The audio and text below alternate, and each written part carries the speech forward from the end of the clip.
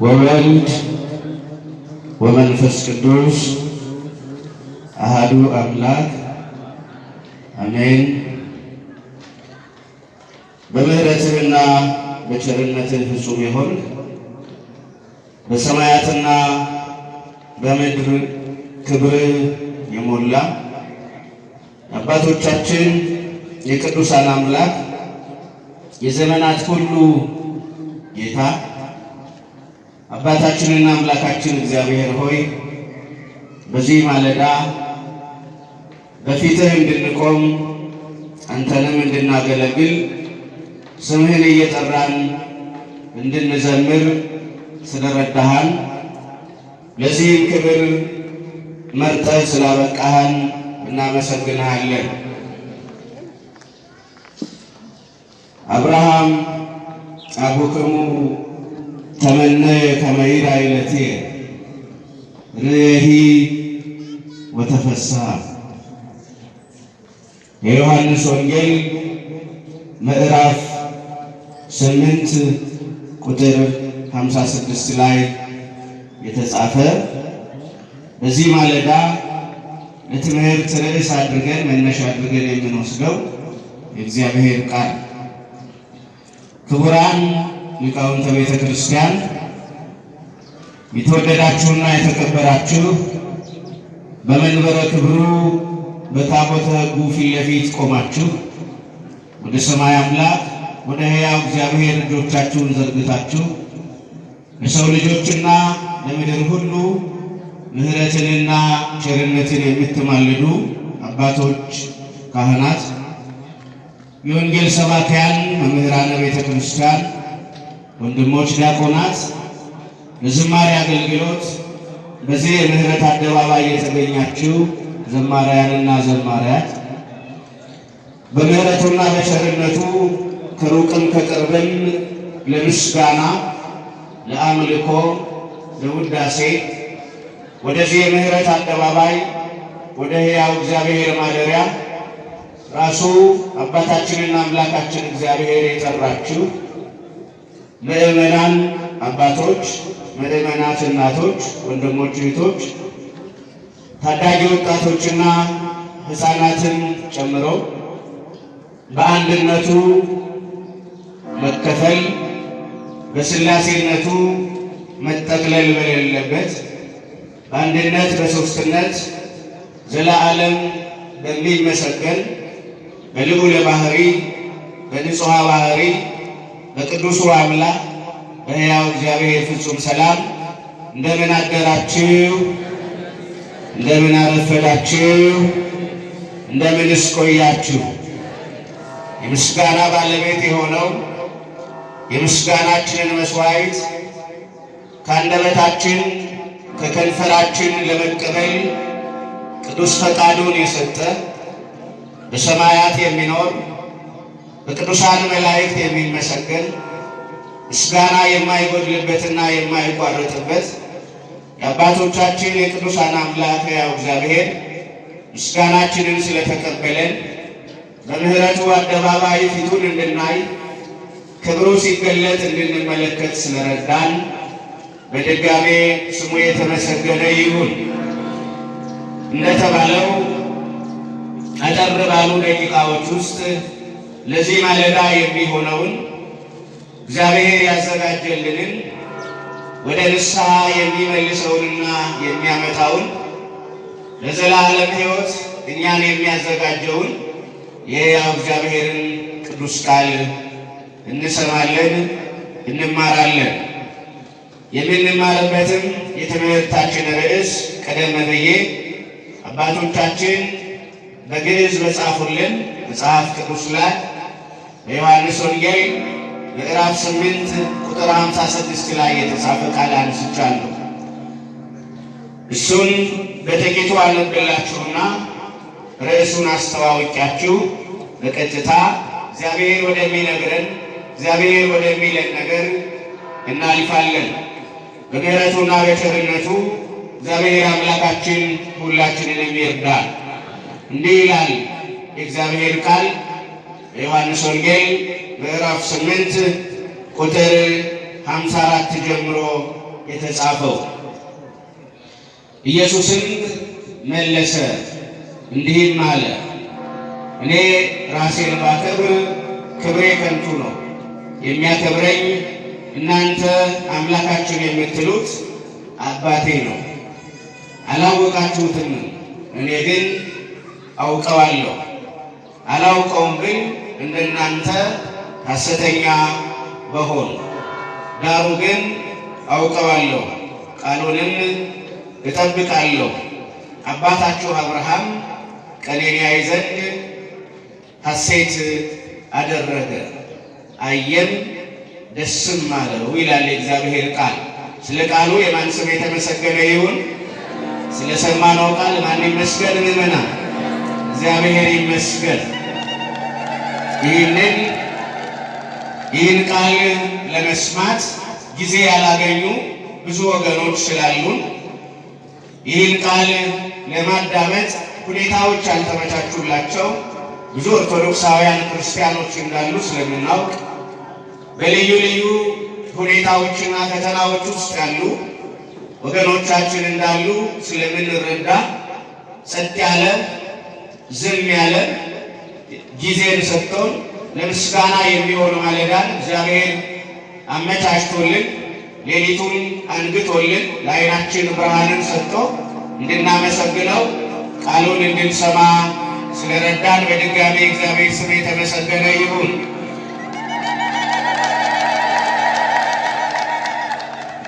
እንግዲህ የትምህርታችን ርዕስ መነሻ የሚሆነው ይሄ ክፍል ነው። በዮሐንስ ወንጌል ምዕራፍ 8 ቁጥር 54 ጀምሮ እስከ 56 ድረስ ያለው የትምህርታችን የርዕሳችን መነሻ ሆኖ ያገለግላል። አባታችሁ አብርሃም ቀኔን ያይ ዘንድ ተመኘ፣ አየም ደስም አለው የሚለው መጽሐፍ ቅዱስ ላይ የተጻፈው የእግዚአብሔር ቃል ነው። ከዚህ ቃል በመነሳት ርዕስ አድርገን የምንወስደው ደግሞ እንዲህ የሚለውን ሐረግ ነው። የእግዚአብሔርን ቀን ማየት። የማንን ቀን ማየት? የማንን ቀን? የእግዚአብሔርን ቀን ማየት በሚል ከዚህ ካነበብሁላችሁ የመጽሐፍ ቅዱስ ሐሳብ ላይ ምንባብ ላይ መነሻ በመውሰድ የእግዚአብሔርን ቃል እንዳልኋችሁ እንሰማለን። እዚህ መካከል የእግዚአብሔርን ቀን ለማየት የማይጓጓ ክርስቲያን ይኖራል ብዬ አላስብም። የእግዚአብሔርን ቀን ለማየት የማይናፍቅ ክርስቲያን ወደዚህ እንዳልመጣ እንረዳለን። ሁላችሁም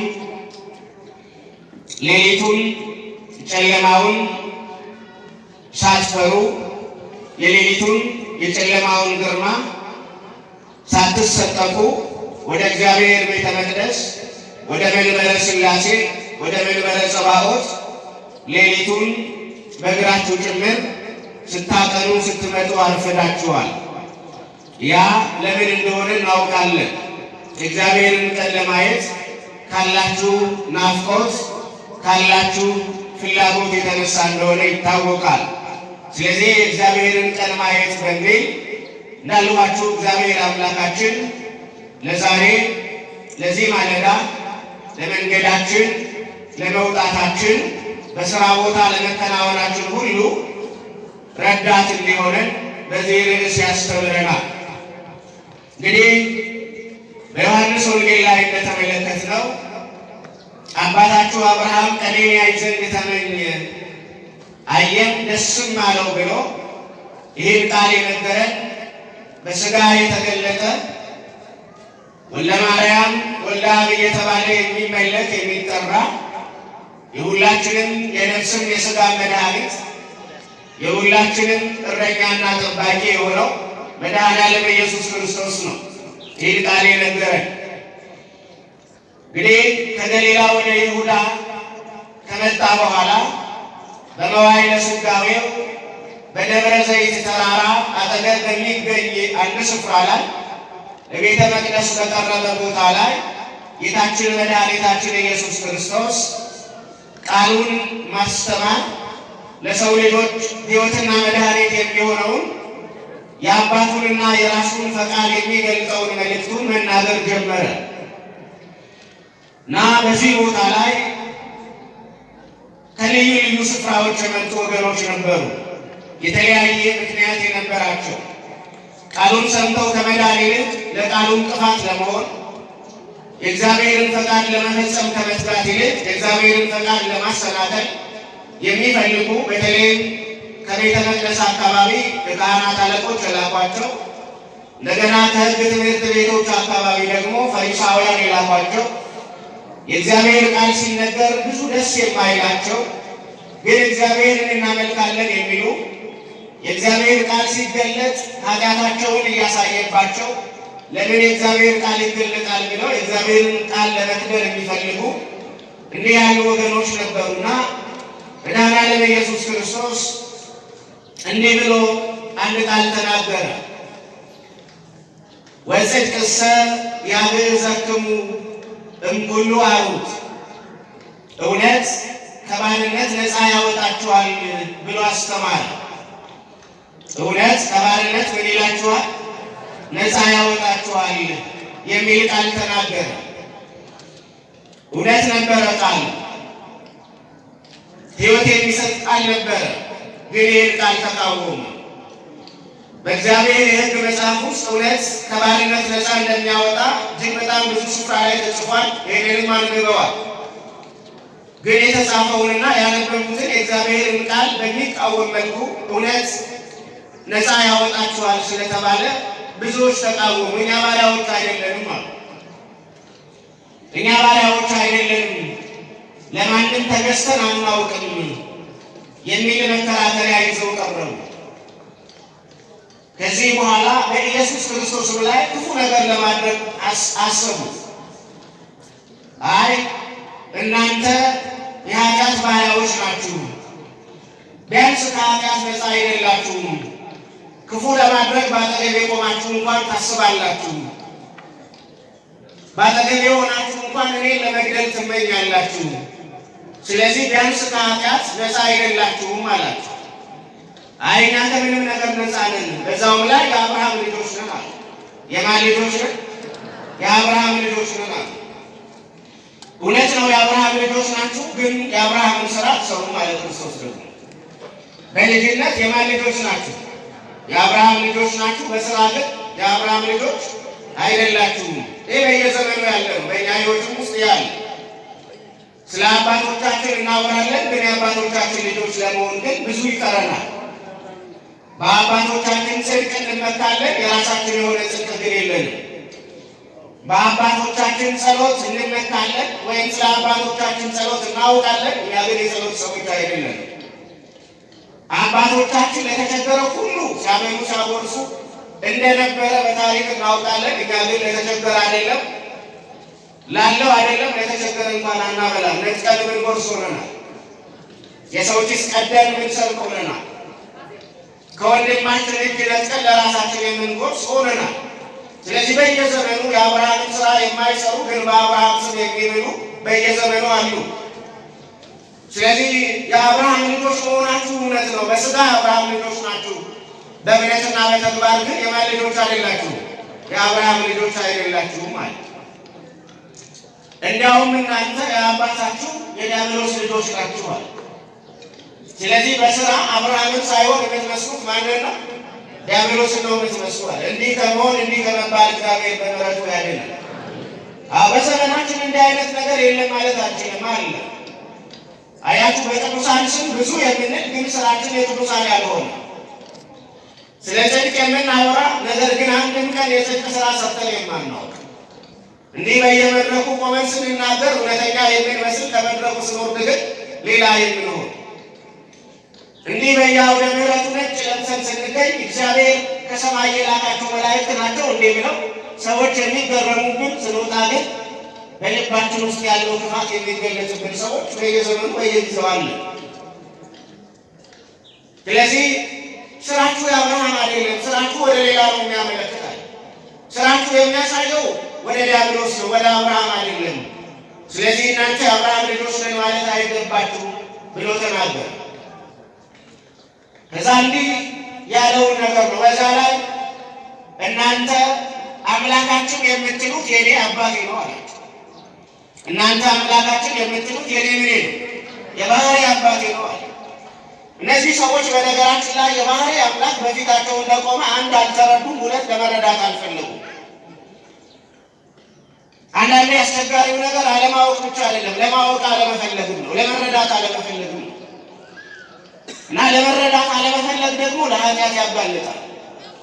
የባህሪ አምላክ እግዚአብሔር በአጠገባችን እንዳለ ለማወቅ የማንፈልግ ሰዎች ካለን ስራችን ሌላ ነው ማለት ነው። ስለዚህ እናንተ አምላካችን የምትሉት የኔ አባቴ ነው፣ የባህሪ አባቴ ነው፣ በስጋ እንድገለጥ ወደ እናንተ የላከኝ እሱ ነው፣ ለዘላለም ሕይወት ለእናንተ በመስቀል ላይ እንድሰቀል እንድሰዋ ሂድ ወርደ ተወልደ በመልኬ የተፈጠሩትን ምዕመናን አድን ብሎ የላከኝ አባቴ ነው አለ።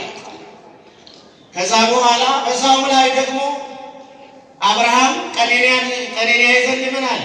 ተመኘ። ስለዚህ እንዳውም እናንተ አባታችን የምትሉት አብርሃም ሳይቀር የኔን ቀን ለማየት ምን ብሎ ነበረ? ተመኝቶ ነበረ። ከዛ ምኞቱ ተፈጸመለትና ቀኔን አየ። አይቶ ደግሞ ምን አለ? ደስ አለው።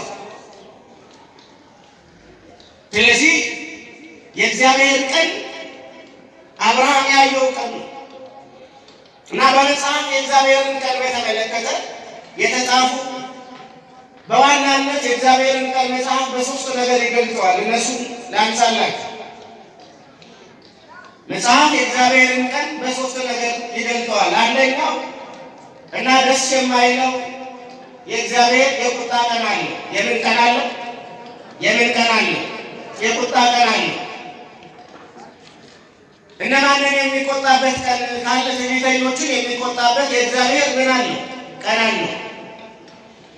ልክ ባጠገቡ ቆመው በትዕቢት ይናገሩ እንደነበሩት ያሉ ሰዎችን የሚቀጣበት ወይም የሚቆጣበት የእግዚአብሔር የቁጣ ቀን አለው። ይህንን በተመለከተ በትንቢተ ኢሳይያስ ምዕራፍ 2 ቁጥር 12 ላይ የተጻፈውን የእግዚአብሔርን ቃል በጥቂቱ ላንሳላችሁ። እንዲህ ይላል የእግዚአብሔር ቃል፣ የሰራዊት ጌታ የእግዚአብሔር ቀን በትዕቢተኛውና በኩራተኛው ሁሉ ላይ ከፍ ባለው ላይ ይሆናል፣ ትዕቢተኛውም ይዋረዳል ይላል እግዚአብሔር ቃል።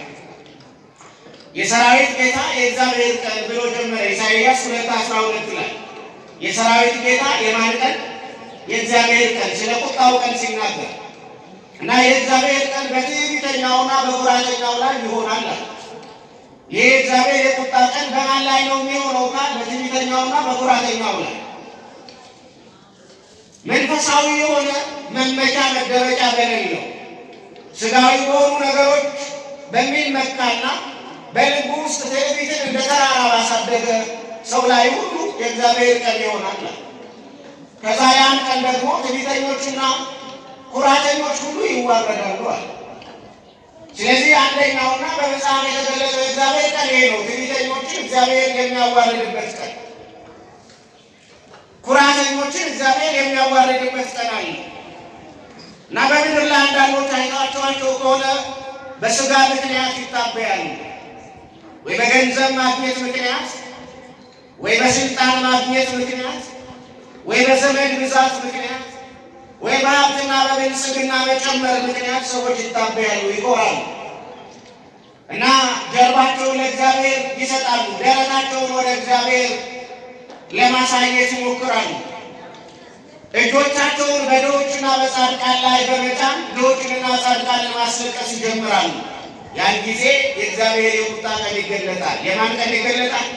የእግዚአብሔር የቁጣ ቀን ይገለጣል። ድሆች ልባና ያላቸው፣ ትዕቢተኞች ደግሞ ጉልበትና ኃይል አላቸው። ነገር ግን የሚሰማው የሚታየው በእግዚአብሔር ዘንድ የትኛው ነው ካል የትዕቢተኞችና የኩራተኞች ጉልበትና ኃይል ሳይሆን የድሆች ልባ በእግዚአብሔር ዘንድ ይታያል። በእግዚአብሔር ዙፋን አጠገብ ቀድሞ የሚገባው የሚታየው ማነው ካል የትዕቢተኞች ገንዘብ አይደለም፣ ባለጸግነት አይደለም። የትዕቢተኞችና የኩራተኞች ዘመዶችም አይደሉም። በእግዚአብሔር ዙፋን አጠገብ ቀድመው የሚታዩት የማንን እንባ ነው? የድሆችን እንባ እግዚአብሔር ያያል።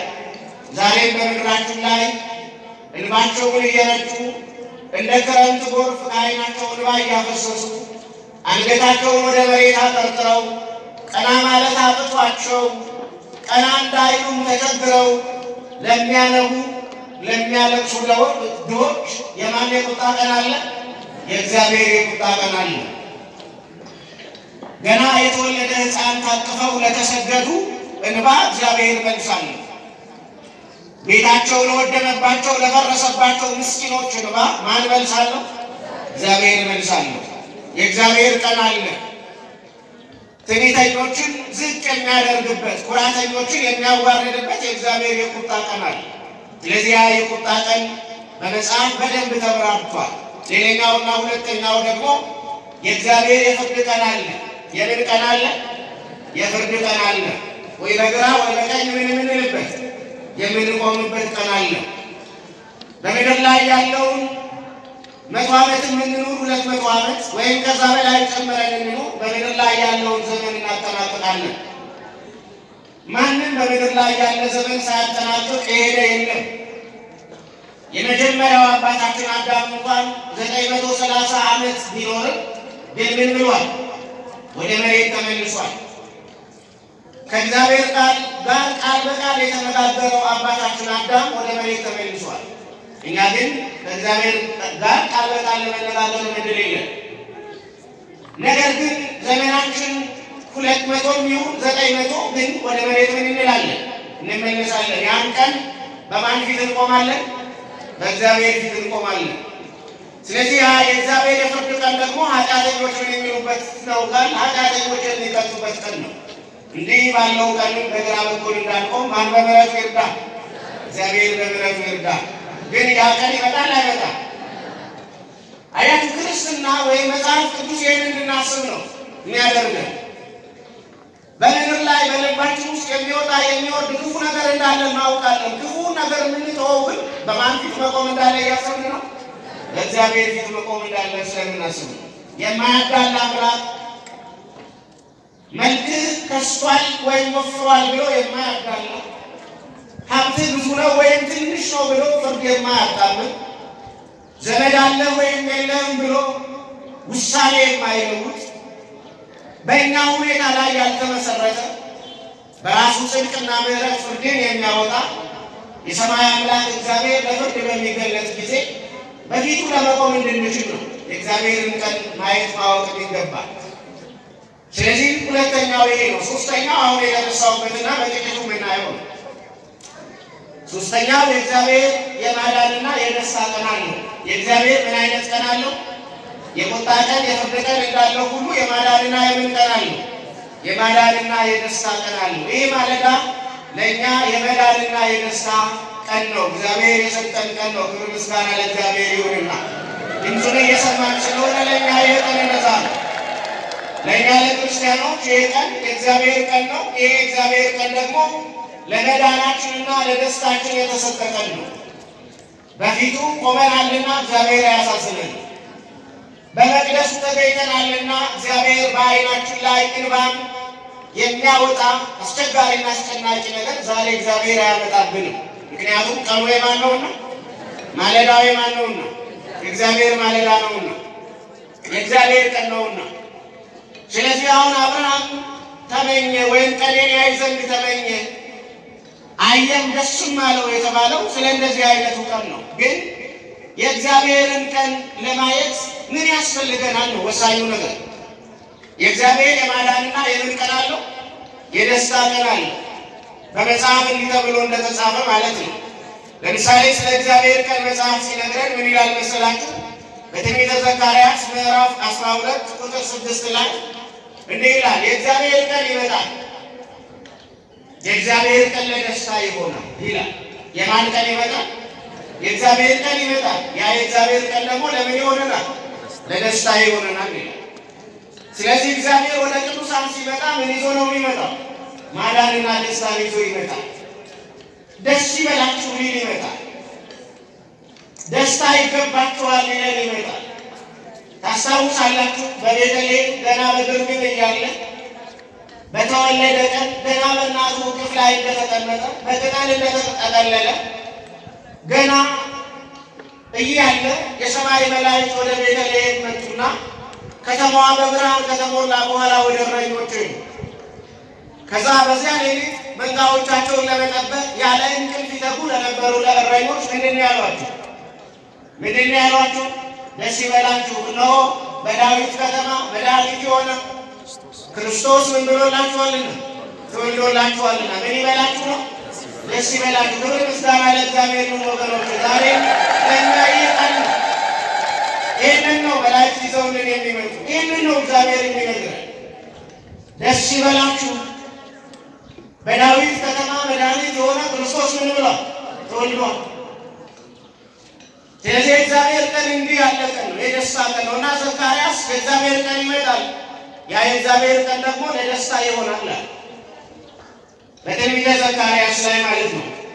ስለዚህ ይህንን ነገር እናገኛለን። ሌላው በሁለተኛ ቆሮንቶስ ምዕራፍ 6 ቁጥር 2 ላይ የተጻፈው ደግሞ ሐዋርያው ቅዱስ ጳውሎስ የነገረን የእግዚአብሔርን ቀን ነው ከመዳን ጋር በተገናኘ። የመዳን ቀን መቼ ነው ይላል? የመዳን ቀን ዛሬ ነው አይደለ? የመዳን ቀን መቼ ነው? ምሕረት የምንቀበልበት ቀን መቼ ነው? ከእግዚአብሔር ምሕረት አግኝተን የምንወጣበት ቀን መቼ ነው? ዛሬ ነው። ኃጢአታችንን በእግዚአብሔር ፊት ጥለን የምንወጣበት ቀን መቼ ነው? ዛሬ ነው። ተናዘን የምንወጣበት ቀን ዛሬ ነው። ክርስቲያኖች ኃጢአታችሁን ጥላችሁ ነው መውጣት ያለባችሁ። ተሸክማችሁ ገብታችሁ ተሸክማችሁ ይዛችሁት እንዳትወጡ። እግዚአብሔር ፊት ጣሉት። እግዚአብሔር እሳት ነው፣ ኃጢአታችሁን ይበላዋል። እግዚአብሔር ፊት ተናዘዙ። እግዚአብሔር መሐሪ ነው፣ ኃጢአታችሁን ይቅር ይላል። ለእግዚአብሔር ንገሩት፣ የእግዚአብሔር ጆሮ ክፍት ነው። በደላችሁን፣ ሐዘናችሁን፣ ለቅሷችሁን፣ እንባችሁን ያያል፣ ይሰማል። ስለዚህ ሐዋርያው ቅዱስ ጳውሎስ የእግዚአብሔር ቀን የማዳንና የደስታ ቀን እንደሆነ የመዳን ቀን ዛሬ ነው ብሎ ነግሮናል። ዳዊትን በመዝሙሩ እንዲህ የሚል ጽፎልን እናገኛለን። ለይትፈሳህ ልብ ዘያስሶ ለእግዚአብሔር ይላል። እግዚአብሔርን የሚፈልግ ልብ ምን ይበለው? ደስ ይበለው። ማንን የሚፈልግ ልብ? ማንን የሚፈልግ ልብ? እግዚአብሔርን የሚፈልግ ልብ ደስ ይበለው። የእግዚአብሔርን ቀን ለማየት አንደኛው እግዚአብሔርን መፈለግ ነው አይደለም? የእግዚአብሔርን ቀን ለማየት ማንን መፈለግ ነው? እግዚአብሔርን መፈለግ። ስለዚህ ዳዊት እግዚአብሔርን የሚፈልግ ልብ ምን ይበለው? ደስ ይበለው። ልባችሁ ማንን ነው የሚፈልገው? መልሱልኝ። የእኛ ልብ ማንን ነው የሚፈልገው? ዛሬ ማለዳ የምትፈልጉት ማንን ነው? ዋና የምትፈልጉት ማን ነው? የሰማይ አምላክ እግዚአብሔር ባጠገባችን ነው ያለው። ክብር ምስጋና ለእሱ ይሁንና የምንፈልገው አምላክ ባጠገባችን ነው። ሩቅ አይደለም እግዚአብሔር፣ እንግዳ አይደለም እግዚአብሔር። ከሰማያት በላይ ብቻ አይደለም እግዚአብሔር ያለው። ባጠገባችን ማን አለ? ከእኛ ጋር ማን አለ? እግዚአብሔር አለ። ይህ ዋነት ሞኝነት ሊመስላችሁ ይችላል፣ ግን እውነት ነው።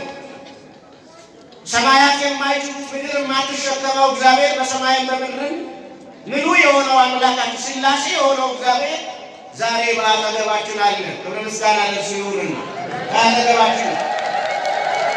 ስለዚህ የእግዚአብሔርን ቀን ለማየት ራሱን እግዚአብሔርን ምን ማለት አለብን? መፈለግ አለብን። ከዛ እግዚአብሔርን ስንፈልግ ደግሞ ልባችን ደስ ይለዋል። ዳዊት እንደነገረን ለምሳሌ አብርሃም በዚህ መጽሐፍ ላይ እንደተነገረው የእግዚአብሔርን ቀን ለማየት ተመኘ ወይም ፈለገ። ከዛ የእግዚአብሔርን ቀን አየ። አብርሃም አየ፣ አባታችን አብርሃም አየ። ፈልጎ አላጣ። እግዚአብሔርን ፈልጎ የሚያጣ ሰው የለም። እግዚአብሔርን ፈልጎ የሚያጣ አንዳችም ሰው የለም። ስለዚህ አብርሃም እግዚአብሔርን ለመፈለግ በዚህ በኦሪት ዘፍጥረት ምዕራፍ 14 ቁጥር 28 ላይ አብርሃም በድል ጊዜ እግዚአብሔርን ፈለገ። ጠላት አሸንፎ ሲመለስ ባሸነፋቸው በጠላቶቹ ምክንያት ድግስ ደግሶ ሰዎችን ጠርቶ ዘፋኞችን ሰብስቦ ከመደሰት ይልቅ ማንን መፈለግ ጀመረ? እግዚአብሔርን ፈለገ። እንዲህ ያለ አብርሃም የኮሎዶ ጎሞር ነገሥታትን ወይም የባቢሎን 4 ነገሥታትን ድል አድርጎ 318 ሰዎች ይዞ እጅግ በጣም እንደ አንበጣ እንደ ሜዳ በዝቶ የመጣ የባቢሎን ወታደር ወይም ሰራዊትን መልሶ ድል አድርጎ ሲመለስ አብርሃም ዓይኑን ወደ እግዚአብሔር በመጣል እንዲህ አለ፣ በመዋዕሌኑ ትፌኑ ወልደከ ወሚመ ታሬኑ ኪያለከ አውሳተ አምላኬ ሆይ እንዲህ ያለ ድል የሰጠኸኝ፣ ጥቂት ሆኜ ብዙዎችን እንዳሸንፍ የረዳኸኝ፣ ብቻዬን ወጥቼ ብዙ ሰዎችን ድል አድርጌ አባርሬ ድንኳናቸውንና ንብረታቸውን ሁሉ ምርኮ አድርጌ እንድመለስ የረዳኸኝ በዘመኔ ልጅህን መድኃኔዓለምን ልትልክ ነው ወይ? እግዚአብሔርን ፈለገ አብርሃም። ከዛ እግዚአብሔር ደግሞ ወደ አብርሃም እንዲህ አለ፣ ውረድ ወደ ዮርዳኖስ፣ እኔን ፈልገሃል፣ ቀኔን ለማየት ተመኝተሃል፣ የቀኔን ቁጥርና ቀን ለማየት ተመኝተሃልና ዮርዳኖስን ተሻገር አለ። ማንን ተሻገር? ማንን ተሻገር? ዮርዳኖስን ተሻገር አለ። ዮርዳኖስ ትልቅ ወንዝ ነው፣ በቀላሉ መሻገር አይቻልም።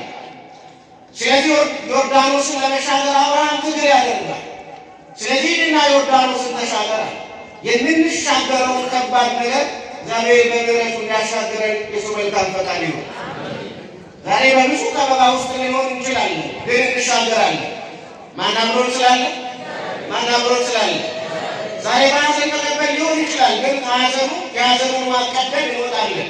ማን የሐዘኑን ማቅ ስለሚቀድም? እግዚአብሔር ስለሚቀደው ነው። ክብር ምስጋና ለእሱ ይሁን። የእግዚአብሔር ቃል እንዲህ ነው የሚለው ወገኖቼ፣ በጨለማ ለሄደ ሕዝብ ብርሃን ወጣለት ነው የሚለው። በምን ለሄደ ሕዝብ? በጨለማ ለሄደ ሕዝብ ምን ወጣለት? ብርሃን ወጣ። አሁን በጨለማና በድንግዝግዝ ያለን ሊመስል ይችላል፣ ግን ብርሃን ይወጣል። ያንን የቀን ብርሃን የሚያወጣ ማን ነው? ማን ነው የሚያወጣልን? የእኛ ጉልበት እንደማያወጣው እናምናለን። የእኛ ብቃት ያንን ቀን እንደማያመጣው እናምናለን። ግን በጨለማ እየሄድን ላለን ለኛ፣ በድንግዝግዝ ውስጥ ላለን ለኛ፣ በመከራ ውስጥ ላለን ለኛ፣ የሐዘን ማቅ ለብሰን ማቃችን አልቀደድ ከአካላችን ከገላችን ተጣብቆ እምቢ ላለን ለኛ ግን እግዚአብሔር ማቁን ቀዶ ብርሃን ይሰጠናል። ክብር ምስጋና ለእሱ ይሁን። ያ ቀን ይመጣል። ተስፋ አድርገው ይመጣል። ይህ ቀን ይመጣል። ስለዚህ አብርሃም ዮርዳኖስን ተሻገረ። ዮርዳኖስን ሲሻገር መልከጼዴቅ የሚባል ካህን አገኘ። ይህ ካህን የማን ምሳሌ ነው?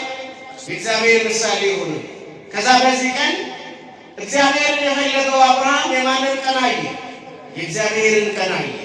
መልከጼዴቅ አብርሃምን በባረከው ጊዜ፣ አብርሃምም አስራቱን ለመልከጼዴቅ በሰጠ ጊዜ፣ መልከጼዴቅ ጽዋ በረከት ኅብስተ አኮቴት ለአብርሃም በሰጠው ጊዜ፣ ያን ጊዜ ዕለተ መድኃኒት የሆነችው የመስቀል ቀን ለአብርሃም ተገልጣ ታየች። ጌታን በመስቀል ላይ አየ። መድኃኔዓለምን እጁን ዘርግቶ አየ። አብርሃም እኮ ገና በኦሪት እንኳን ውስጥ አልነበረም፣ በሕገ ልቡና ውስጥ የነበረ ነው። ነገር ግን አብርሃም ክርስቶስ በቀራንዮ እጁን ዘርግቶ ዓለምን ሲያድን ለሰው ልጆች ሁሉ ብርሃን፣ በሲኦል ውስጥ የተጣሉ በሲኦል ውስጥ የተጨነቁ ነፍሳት ሁሉ ሲኦል ፈርሳ ከሲኦል ሲወጡ አብርሃም በራእይ አየ። እንዲህ ያሳየ እግዚአብሔር ክብር ምስጋና ይድረሰው። ስለዚህ እግዚአብሔርን ቀን ለማየት መፈለግ አለብን። ዛሬ ወገኖች እንፈልግ፣ እግዚአብሔር እንደ አብርሃም እንፈልግ። የአብርሃም ልጆች ነን ካል እንፈልግ። ሌላኛው የእግዚአብሔርን ቀን ለማየት የሚያስፈልገው ነገር ምንድን ነው ካላችሁን፣ መቀበል ነው። ማንን መቀበል?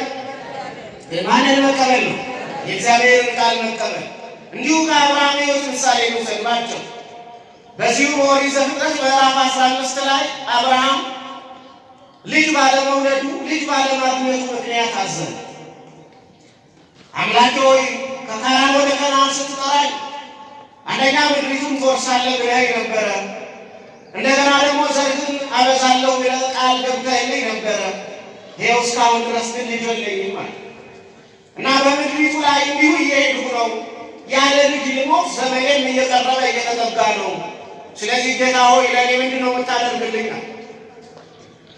ከዛ እግዚአብሔር ወደ አብርሃም መጣና አብርሃም ሆይ ከቤትህ ውጣ። ከምን ውጣ? ከቤትህ ውጣ።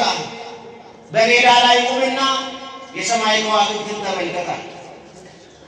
አያት ይህን ቃል ስናነብ ሞኝነት ሊመስል ይችላል። የሰማይ ከዋክብትን መመልከት ምን ፋይዳ አለው ልንል እንችላለን። ግን እግዚአብሔር ተመልከት ካለን ግን ፋይዳ አለው የለውም? ትርጉም አለው የለውም? ትርጉም አለው ወገኖች። ትርጉም የሌለው የሚመስለን እግዚአብሔር በዛ አካባቢ የሌለ ከመሰለን ብቻ። ስለዚህ አብርሃም ዓይኑን አነሳ፣ ወደ ከዋክብት ተመለከተ። የሚቻል ከሆነ እነዚህን ከዋክብት ቁጠራል። የምትችል ከሆነ እነዚህን ከዋክብት ምን ማለት ትችላለህ? መቁጠር ትችላለህ። ከዛ አብርሃም አይ እነዚህን ከዋክብት መቁጠር አልችልም አለ። በዚህን ጊዜ እግዚአብሔር ከማሁ ይከውን ዘርከ፣ ዘርን እንደዚህ የሰማይ ከዋክብት ምን ይላል ይሆናል። ዘርን እንደዚህ ነው የሚሆነው። ስለዚህ ከጉልበቴ ልጅ አልወጣም ብለህ አትዘን። ገና ልጅ አልወለድኩም ብለህ ሐዘን አይሰማህ። ልብ በሐዘን አይውደቅ። ቤትህ በሐዘን ምክንያት አይጎዳ። ትዳርህ፣ ሕይወትህ በሐዘን አይጎሳቆል። ይህም ዓይንህን አንስተህ የተመለከትካቸውን ከዋክብትን መቁጠር እንዳልቻልክ ሁሉ በምድር ላይ የማይቆጠር ዘር እሰጥሃለሁ አለው። ክብር ምስጋና ለእግዚአብሔር ይሁን ወገኖች። ማን ነው የማይቆጠር በረከት መስጠት የሚችለው? የማይቆጠር በረከት መስጠት የሚችለው ማን ነው? ሲሰጥ በረከቱን የማይቆጥር ማን ነው? እግዚአብሔር ብቻ ነው። ሰው ቢሰጥ ቆጥሮ ነው የሚሰጣችሁ። ብር ቢያበድራችሁ ቆጥሮ ነው። ዕቃ ቢያበድራችሁ ቆጥሮ ነው። የትኛውንም ነገር ያበድራችሁ ወይም በስጦታ ዝም ብሎ ስጦታ አድርጎ ይስጣችሁ፣ ግን ምን ብሎ ነው የሚሰጣችሁ? ቆጥሮ ነው የሚሰጣችሁ። ምክንያቱም የሆነ ቀላ ያንን የሰጣችሁን ነገር ካልመለሳችሁ ይሄን ያህል ሰጥቻለሁ መልስ ይላችኋል። ስጦታ ከሆነ ደግሞ ምን ነው ይሄን ያህል ሰጥቼ ምን ነው ማክበሩን ተው፣ ምን ነው ጉልበት መሳሙን ተው፣ ምን ነው ስታየኝ መንበርከክ መስገዱን ተው፣ ምን ነው ስልክ መደወሉን ተው፣ ምን ነው እንኳን አደረሰ ማለቱን ተው። አሁን አለፈልህና ነው ወይ ብሎ ቢያልፍላችሁም እንዳያልፍላችሁ በነገር ይወጋችኋል። እግዚአብሔር ግን እንዲህ ያለ አምላክ አይደለም። የማይቆጠር በረከትን እግዚአብሔር ይሰጣል። ክብር ምስጋና ለእርሱ ይሁንና የተወደዳችሁና የተከበራችሁ ክርስቲያኖች ምናልባት ዛሬ አሁን እኛ ባለንበት ማለዳ የማይቆጠር በረከት እግዚአብሔር የሚሰጠው ሰው እዚህ መካከል ይኖራል አይኖርም? ይኖራል። ምንም አናውቅም። ሰጪው ማን ስለሆነ? የማይቆጠር ስጦታ የሚሰጥ ማን ስለሆነ? እግዚአብሔር ስለሆነ። የማይቆጠር ስጦታ የሚሰጥ እግዚአብሔር ስለሆነ ለዘመናት በጤናው ምክንያት ሲያለቅስ ሲያነባ የነበረ ሰው ዛሬ መድኃኒቱን ከዚህ ቤት አግኝቶ ቢወጣ ማን ያውቃል? ማን ብቻ ነው የሚያውቀው? እግዚአብሔር ብቻ ነው የሚያውቀው። አይደለም እንዴ?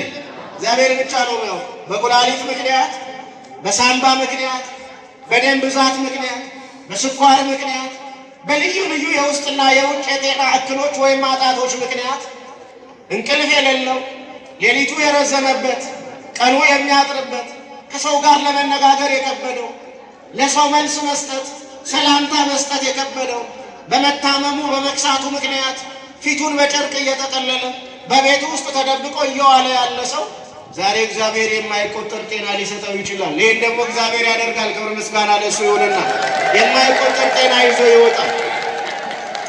ስለዚህ አያችሁ አብርሃም እንዲህ በተባለ ጊዜ አብርሃምም አመነ፣ እምነቱም ጽድቅ ሆኖ ተቆጠረለት የሚለው ቃል መጣ።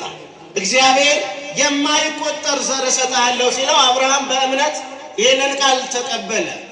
ከዛ መጽሐፍ አብርሃምም አመነ፣ እምነቱ ምን ሆኖ ተቆጠረለት? ጽድቅ ሆኖ ተቆጠረለት።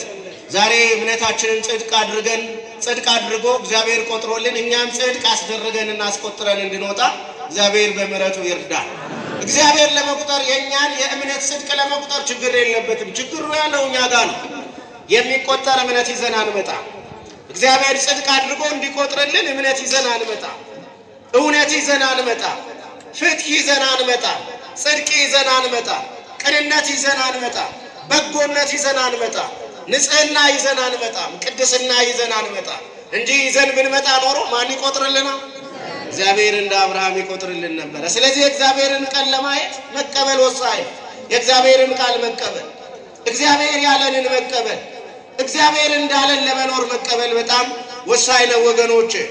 ሌላው የእግዚአብሔርን ቃል ለማየት የሚያስፈልገው ነገር ምንድነው ካል ዓይንን ወደ እግዚአብሔር ማንሳት። ዓይንን ወደ ማን ማንሳት? ዓይንን ወደ ማን ማንሳት? ወደ እግዚአብሔር ማንሳት። ይሄ ማለዳ ዓይናችንን ወደ እግዚአብሔር የምናነሳበት እንዲሆን እግዚአብሔር በምሕረቱ ይርዳል። ዓይናችንን በሰዎች ላይ ጥለናል። ዓይናችንን በሰዎች ላይ ጥለናል። ሰዎች ደግሞ ሥጋ ለባሾች ናቸው፣ ደካሞች ናቸው፣ ከሚችሉት ይልቅ የማይችሉት ከሚሆንላቸው ይልቅ የማይሆንላቸው፣ ከሚያሸንፉት ይልቅ የማያሸንፉት፣ ከሚረቱት ይልቅ የሚረታቸው ይበዛል ሥጋ ለባሾች ስለሆኑ።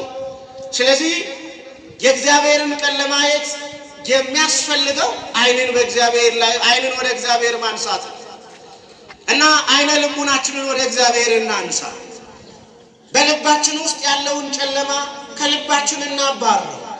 በእግዚአብሔር ቃል ልባችን እንዲበራ እናድርግ። በውስጥ ያለውን የኃጢአት ድር ከልባችን ነቅለን እናውጣ።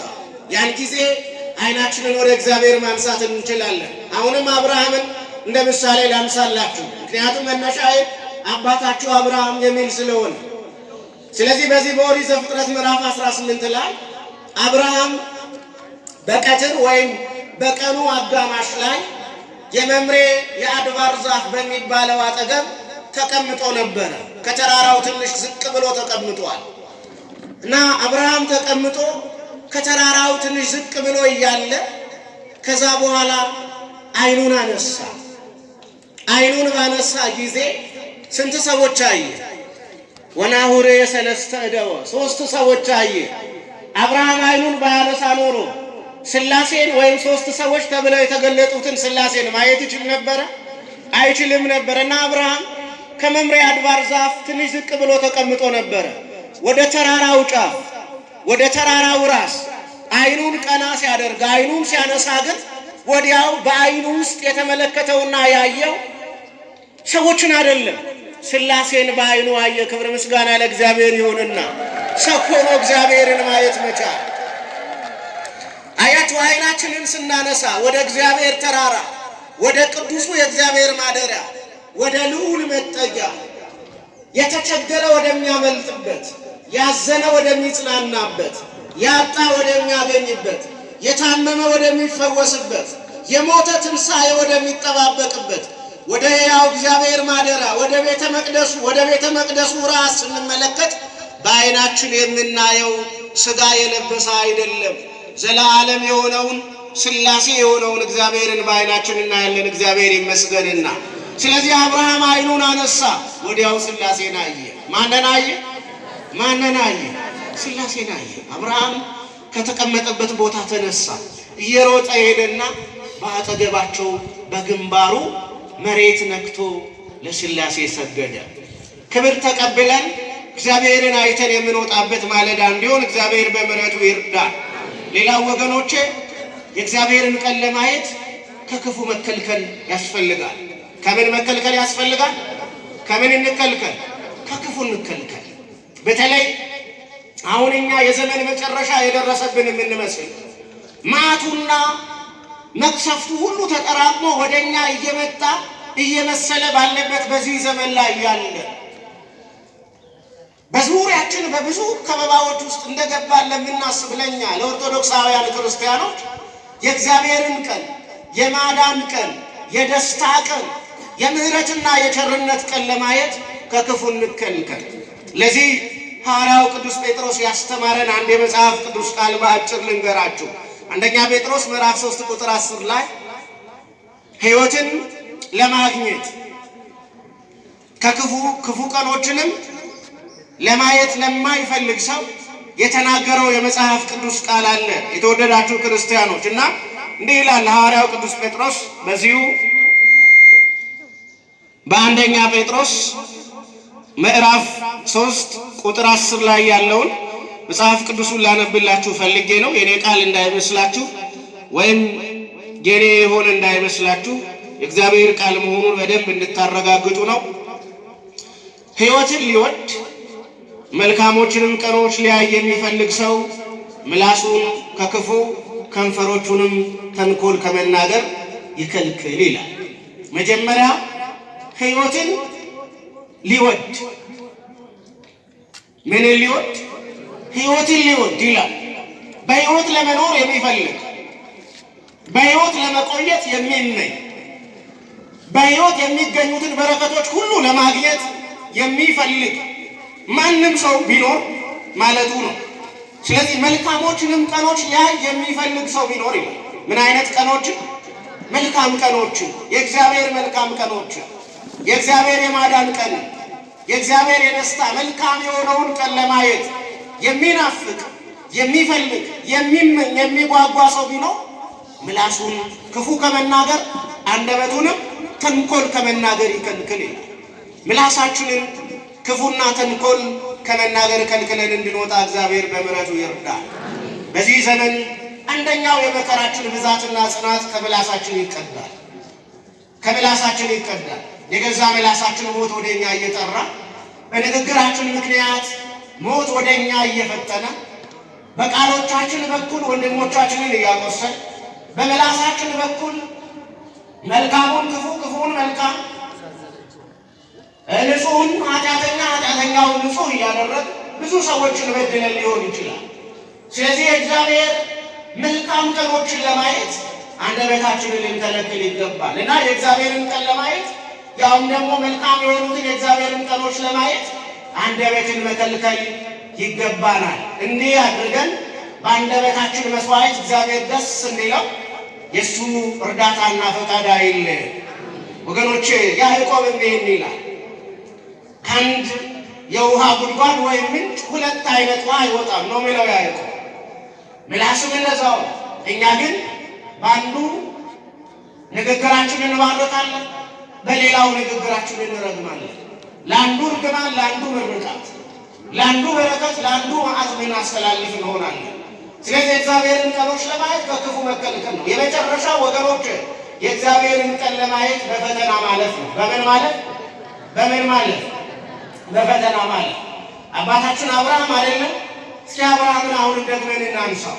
በኦሪት ዘፍጥረት ምዕራፍ 22 ውስጥ አብርሃም ልጁን ይስሐቅን ካገኘ እግዚአብሔር ከጎበኘው በኋላ ከመጎብኘት ቀጥሎ ፈተና መጣበት። ከምን ቀጥሎ? ከመጎብኘት ቀጥሎ እግዚአብሔር ጎበኘኝ ብሎ አብርሃም ደስ ብሎት ነበር እና የሚያምን መልካም ታዛዥ ቀና ይስሐቅ የሚባል ልጅ በአብርሃም ድንኳን ውስጥ ይገባና ይወጣ ነበር። ነገር ግን ከዕለታት አንድ ቀን ግን ከባድ ፈተና መጣ። አብርሃም ሆይ ልጅህን ያዝና እኔ ወደ ማሳይ ተራራ ሂድ፣ ልጅህንም በዚያ ለእኔ ሰዋልኝ የሚል ከባድ ፈተና መጣ። አብርሃም ግን ይህንን ከባዱን መሰዊያ ከባዱን ፈተና ከባድ ነው ብሎ በቤቱ አልተቀመጠም። እንዴት ላድርግ እያለ በቤቱ አልቆየም። እግዚአብሔር ሌሊቱን ይህንን ፈተና ይህንን ቃል እንደነገረው አብርሃም በማለዳ ተነሳ። በስንተኛው ሰዓት ተነሳ? በማለዳ ተነሳ። በማለዳ ወደ ቤቱ ለመውጣት በማለዳ ለመነሳት እንድንችል እግዚአብሔር በምሕረቱ ይርዳል። ቃሉን እንደሰማን ቀኑ ሳይመሽ በማለዳ ወደ ንስሐ፣ በማለዳ ወደ ይቅርታ፣ በማለዳ ወደ ኑዛዜ እንድንመጣ እግዚአብሔር ይርዳል። ስለዚህ አብርሃም በማለዳ ተነሳ። የሚያስፈልገውን ነገር ሁሉ ያዘ። ወደ ሞሪያም ተራራ ተጓዘ። በሞሪያም ተራራ ላይ በተራራው ጫፍ ላይ ልጁን ይዞ ወጣ። ልጁ ይስሐቅ አባቴ ሆይ ወደ ተራራው ለመስዋዕት እየወጣን እንደሆነ አውቃለሁ፣ ምክንያቱም እንጨት ይዘሃል፣ ስለቱም አለ፣ እሳቱም በእኛ አጠገብ ነው፣ ግን በጉ የለም እያለ ይጠይቃል። ማን የለም? ለመስዋዕት የሚሆነው እኮ በግ የለም አባቴ ይላል በልጅነት አንደበቱ፣ በቆልጣፋ ንግግሩ፣ በሚያሳሳ በሚያሳዝን በሚያባብል አነጋገሩ አባቴ ሆይ ይላል እየነጋገሩ። አብርሃም ግን እንዲህ እያለ ልቡን ሊያራራ ልቡን ሊያሳዝን የሚችል ንግግር የሚያወጣውን የሚናገረውን ልጁን ልጄ ሆይ ስለ መስዋዕቱ በግ ማን ያውቃል ይለው ነበረ። የመስዋዕቱን በግ ማን ያዘጋጃል ይለው ነበረ። እግዚአብሔር ያዘጋጀው ይለው ነበረ። ክብር ምስጋና ለእግዚአብሔር ይሁን። እንዲህ ነው ወገኖች በፈተና ማለት ሌላ አይደለም። ስለምንሄድበት ብቻ ልጄ ሆይ ወደ ተራራው ብቻ እንውጣ፣ በዛ ማን አለ? እግዚአብሔር በተራራው ጫፍ አለ። እግዚአብሔር ያዘጋጀዋል። እግዚአብሔር የሚያውቀዋል ይል ነበር። እርግጥም ተራራው ጫፍ ላይ አብርሃም ልጁን ይስሐቅን መስዋዕት ለማድረግ አጋደመው። ግን ከሰማይ ድምፅ መጣ። ከየት ድምፅ መጣ? ከየት ድምፅ መጣ? ዛሬ ሰማያዊ ድምፅ ሰምተን ከቤቱ እንድንወጣ እግዚአብሔር በምሕረቱ ይርዳል። ይህ ሁልጊዜ ከየቴሌቪዥኑ የምንሰማው ድምፅ አለ አይደለ? እሱ ቀርቶ ከሰማይ የምንሰማው ድምፅ እግዚአብሔር ይስጠን። ከየፌስቡኩ ከየምናምኑ የምንቃረበው መረጃ አለ አይደለ? ልባችንን እያወቀ እየወጋ ማህበራዊ ግንኙነታችንን፣ ሃይማኖታዊ ጽናታችንን፣ ብዙ ነገሮቻችን እየፈተነ ያለው ነገር አለ አይደለ? እሱ ቀርቶ ከየት ድምፅ እንስማ? ከማን ድምፅ እንስማ? ከሰማይ ድምፅ እንስማ። አማኞች አይደለን እንዴ? ሰማይ ለኛ ሩቅ ነው እንዴ? የሰማይ ደጅ ይዘጋል እንዴ? ለአማኝ የሰማይ ደጅ አይዘጋም። ክብር ምስጋና ለእግዚአብሔር ይሁንና ለያዕቆብ አልተዘጋም፣ ለአብርሃም የሰማይ ደጅ አልተዘጋም። ስለዚህ አብርሃም ከሰማይ ድምፅ መጣ። ምን የሚል ድምፅ ነው የመጣው ከተባለ አብርሃም ሆይ ከኔ ይልቅ ለልጅህ እንደማትራራ አይቻለሁና እጅህን በልጅህ ላይ አታውርድ። እጅህን በልጅህ ላይ ምን አትበል? አታውርድ። እነሆ ለመስዋዕት የሚሆነው በግ በኋላ አለ። አብርሃም ወደ ኋላ ዞር ሲል የሚሰዋው በግ በኋላው ቆሟል። እግዚአብሔር ይመስገን፣ እግዚአብሔር ይመስገን። በኋላው ቆሞ ተገኘ። ስለዚህ አያችሁ በፈተና ማለት ነው። ዛሬ እንደምታስታውሱት ህዳር 7 ነው አይደለ? አይደል እንዴ? በዚህ ቀን ከሰማዕታት ማንን ቤተክርስቲያን ታስባለች? መልሱልኝ። ማን ነው የሚታሰበው? ዛሬ ከሰማዕታት ማን ይታሰባል? ሰማዕቱ ቅዱስ ጊዮርጊስ የኢትዮጵያ አርበኛ። ክብር ምስጋና ለእግዚአብሔር ይሁንና ሰማዕቱ ቅዱስ ጊዮርጊስ ይታሰባል። ዛሬ ክብረ በዓሉ ነው፣ ይነግሳል። ታውቃላችሁ። ስለዚህ ሰማዕቱ ቅዱስ ጊዮርጊስ በፈተና አለፈ አላለፈ? አለፈ፣ በፈተና አለፈ። ዛሬ እንዲያውም አያችሁ ስለ ክርስቶስ ለምን ትመሰክራለህ? ስለ ክርስትና ለምን ትናገራለህ? ቆመህ ለምን ታስተምራለህ? ወንጌልን ለምን ትሰብካለህ? ትንሣኤን ለምን ታውጃለህ? ብለው የማያምኑ አላውያን ነገሥታት ቅዱስ ጊዮርጊስን በወታደሮች ይዘው ከደረቀ ግንድ ጋር በአንዲት ድሃ ምስኪን መበለት ቤት አሰሩ። ከደረቀ ምን ጋር? ከደረቀ ግንድ ጋር። በቤቷ የሚበላ የለም ያቺ ሴት እና የሚበላ ነገር የለም፣ ምንም አይነት ነገር የለም። በጎተራዋ ውስጥ የለም፣ ጎተራም የላትም። በጎተራዋ ውስጥ የለም፣ ጎታም የለም። አንዳች ምግብ የምታዘጋጅበት ዕቃ እንኳን በደንብ የላትም። እና እዚያ ቤት ታሰረ ሰማዕቱ ቅዱስ ጊዮርጊስ ከደረቀ ግንድ ጋር። እጆቹና እግሮቹ በብረት ተጠርቀው ታሰረ። ከዛ በኋላ በዚያ ቤት ታስሮ አሳሪዎቹ ከቤት ወጥተው በሩን ዘግተው ሲሄዱ ያደረቅ ግንድ ለመለመ። ደረቁ ግንድ ምን አለ? ደረቁ ግንድ ለመለመ። አይገርምም? የእግዚአብሔር ልጆች አይገርምም ወይ? ይህን ማድረግ ማን ነው የሚችለው? ደረቁን ማለምለም ማን ነው የሚችለው? ደረቁን በውሃ መሙላት ማን ነው የሚችለው? ከአለት ውሃ ማፍለቅ የሚችለው ማን ነው? ከደረቁ ላይ ፍሬ የሚሰጠው ማን ነው? ደረቁን እንጨት እንዲለመልም ያደረገ ማን ነው? እግዚአብሔር ነው። ደርቄአለሁ አትበሉ፣ ደርቄአለሁ አትበሉ ወገኖች። የደረቀውን ቤታችንን በበረከት ማን ይሞላው? ባዶ የሆነውን ጓዳችንን ማን ይሞላው? የተራቆተው ጓዳችን በማን በረከት ይሞላል? በስራችን ውስጥ ምንም አይነት ነገር ባይኖር እንኳን ባለችዋ ትንሽ ነገር እግዚአብሔር ብዙ በረከት ይጨምራል። ጓዳችን ይሞላል። ማን ይሞላዋል? እግዚአብሔር ይሞላል፣ ያበረክትልናል። ክብር ምስጋና ለእሱ ይሁንና ስለዚህ ደረቁ እንጨት ለመለመ፣ ደረቁ ለመለመ። ያቺ የምትበላው የምትቀምሰው የምትልሰው የሌላት ሴት ከግንዱን መለምለም ብቻ ሳይሆን የግንዱ ልምላሜ በጣራው በኩል ወጣ። ከዛ በኋላ ከግንዱ ልምላሜ ደግሞ ፍሬ ተገኘ። እግዚአብሔር ፍሬ ሰጠ። ክብር ምስጋና ለእርሱ ይሁን ወገኖች። ፍሬ ሰጠ ከለመለመው ጋር።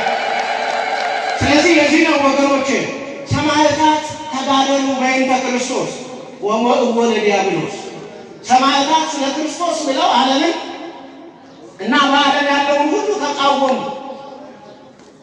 ሰማዕታት ስለ ክርስቶስ ብለው ተጋደሉ።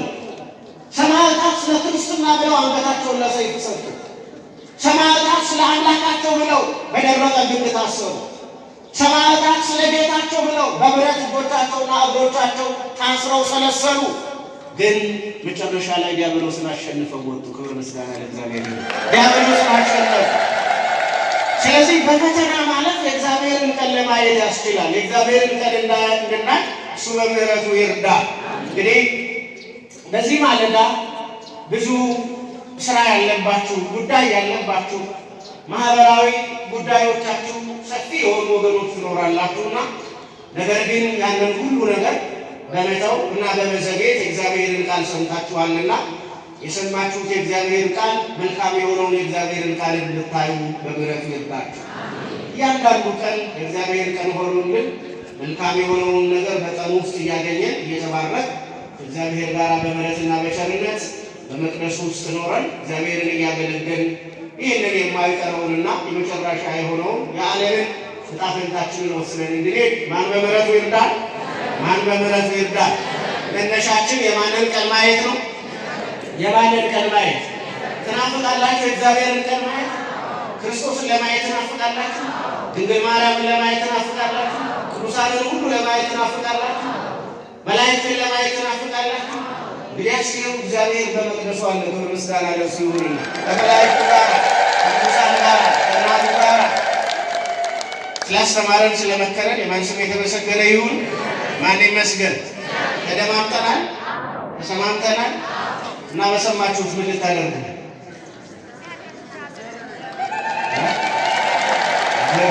ይበቀላሉ ይበቀላሉ በጥንታዋና ይታያል። በሰማነው እግዚአብሔር ቃል ፍሬ ይጠበቃል አይጠበቅም? ይጠበቃል አይጠበቅም? የክርስቲያን ፍሬው ምንድን ነው? ማንን ማገልገል? እግዚአብሔርን ማገልገል። እያገለገልን እንድንኖር እግዚአብሔር በምሕረቱ ይርዳል።